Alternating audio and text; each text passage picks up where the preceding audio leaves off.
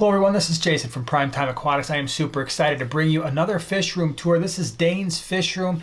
There's a few things we're going to learn in this fish room tour. One, we're really going to appreciate, I think, how fun it is to have part of your fish room outside. And two, he's going to take us through how he breeds a lot of his barbs, and I think that can be some really useful information. Appreciate you being here. Hope you enjoy the video. So this is Dane's fish room. Big thank you to Dane, big thank you to Grant for bringing me here. There's some pretty cool tanks to see, and as I've already mentioned, there are some lessons to be learned in this fish room tour.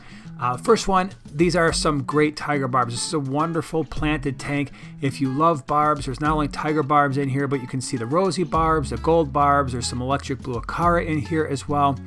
Very nicely planted tank.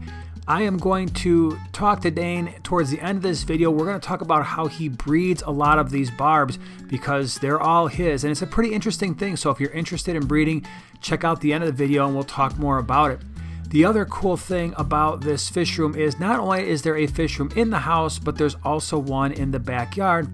Dane lives in Florida, and so that affords him some opportunities to keep tanks outside that a lot of us, especially like myself who live in the Midwest, we can't do that except for just a few months in the summertime. But here we're going to see not only the indoor fish room, but also the outdoor fish room.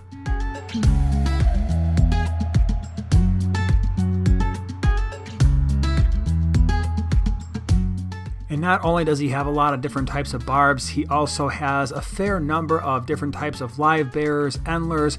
Here you're looking at a rainbow fish tank, and a lot of the techniques that he shares with breeding tiger barbs also carries over into rainbow fish as well because the breeding process is very similar.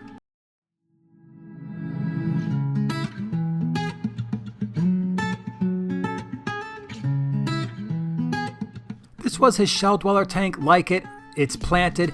The tank is really set up well for breeding because all the little fry are going to love the places in that algae to find microscopic food. Here is a breeding tank for the albino cory cats. Again, this is a great little setup, and then you can remove the eggs, put those somewhere else. These are some of his smaller tanks that he had set up that was going to allow him to breed some live bears. Really nice looking endlers. Really nice little setup.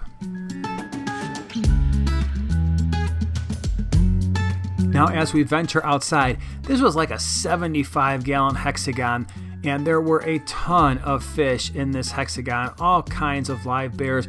Here's one of the outdoor ponds. It's just an absolute breeding ground for fish. He also had some other animals, a tortoise and some ducks in the backyard. So it wasn't just the fish. Here is the outdoor fish room.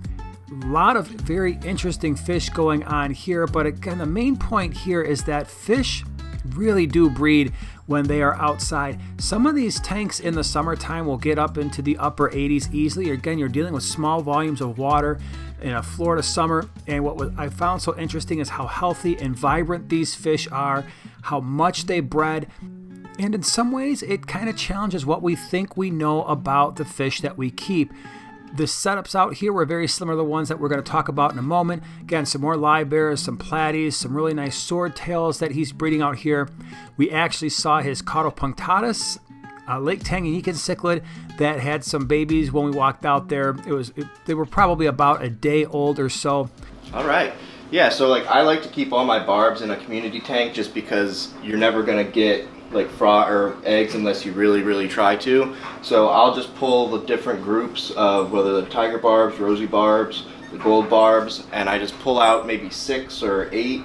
I don't really worry about the ratio too much because I figure once I have that many numbers, I think it's like a 98 or maybe 99% chance that you at least have a pair, and you'll certainly get enough eggs.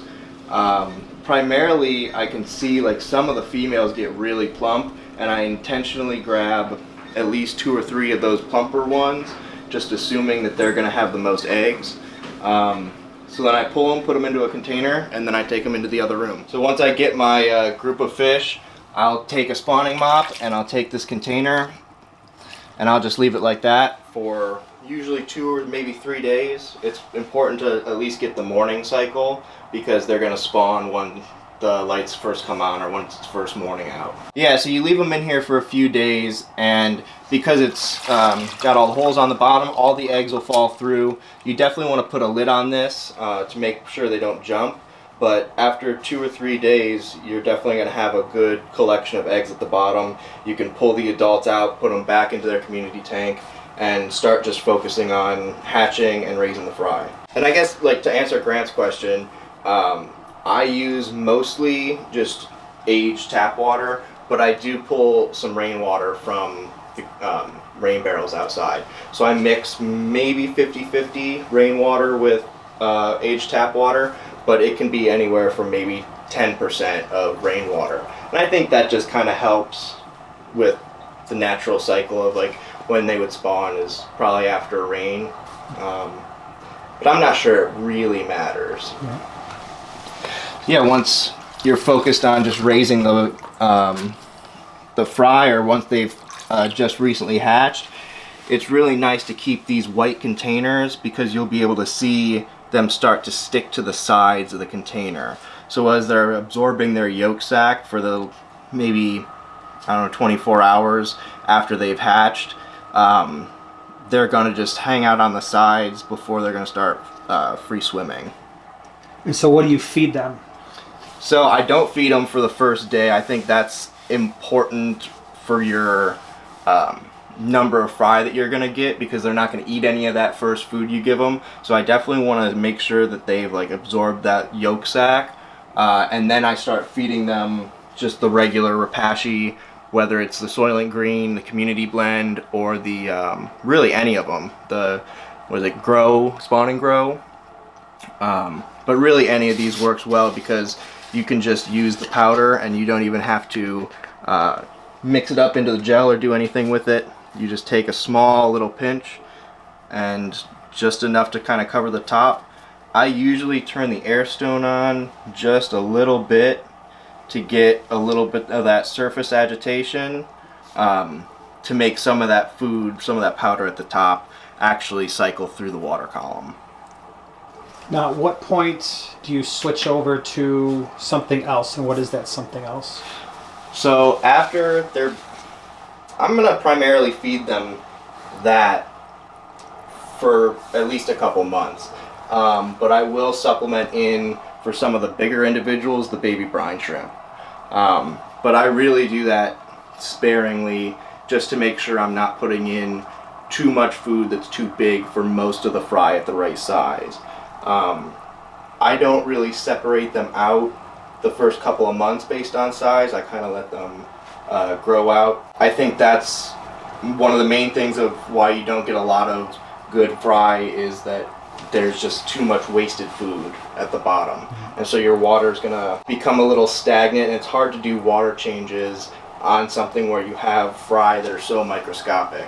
They can get through a lot of different like pre-filters. So do you water change these buckets at all? Not for the first couple months, no. Not until they're a good seeable size, you know, like where you can tell that they're all swimming around, they're all more or less, you can tell what type of fish they are. But I will do top offs.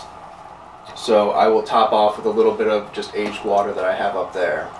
Sweet. But it's mostly all just cycled through. I have cycled sponges in the bottom, Nice. which I guess is also an important thing to remember, is all those, like everything that's in there has been cycled, even the buckets. So like the buckets have a film on the walls. All right, everyone, so I hope you enjoyed that video. Got a little bit of behind the scenes, how some of these great tiger barbs and other types of barbs are bred. Kind of a cool perspective with having an outdoor fish room as well. Really appreciate you being here. Again, thank you to Dane. Thank you to Grant for taking me here. Again, thanks for being here, and we will see you in the next one.